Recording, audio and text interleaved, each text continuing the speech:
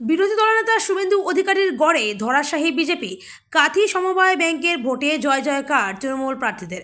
108টি আসনের মধ্যে শাসক দলের দখলে গেল 101টি আসন, বিজেপি পেয়েছে 6টি, আর একটি আসনে জিতেছেন নির্দল প্রার্থী।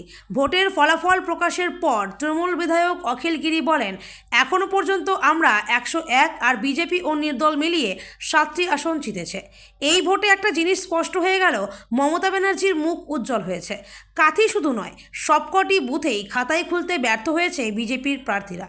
মানুষ একচেটিয়াভাবে বিজেপিকে বহিষ্কার করেছে।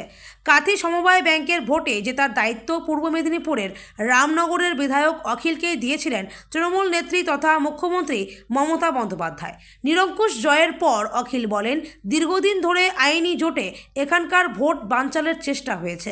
কেন্দ্রীয় বাহিনী এনে ভোট হয়েছে, যা রাজ্যের ইতিহাসে লজ্জার। তারপরেও মানুষ বিজেপির থেকে মুখ ফিরিয়ে নিয়েছে। শীর্ষ আদালতের নির্দেশ মতো রবিবার ভোট গ্রহণ শুরু হওয়ার পর থেকেই কাঁথি ও এগরার 5 কেন্দ্রে কেন্দ্রীয় বাহিনীর নজরকাড়া নিরাপত্তা ছিল। সেই সঙ্গে প্রতিটি বুথ এলাকাতেই মোতায়েন ছিল বিরাট পুলিশ বাহিনী। বুথ এলাকায় জারি ছিল 144 ধারা।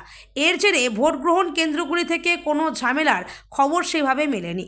তবে কাঁথি, রামনগর, হেরিয়া এবং কোলাঘাটে ভোট পর্ব চলাকালীন বুথের কিছু দূরে তৃণমূল ও বিজেপির সমর্থকেরা দফায় দফায় ঝামেলায় জড়িয়ে পড়েছিলেন।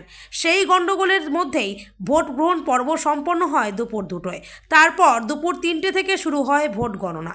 ভোটের ফলাফলে দেখা গেল, কাঁথি আর মারিজদা ছাড়াও কোথাও খাতাই খুলতে পারেনি বিজেপি।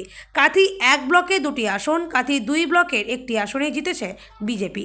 বাকি সর্বত্র জিতেছেন শাসক দল সমর্থিত প্রার্থীরা।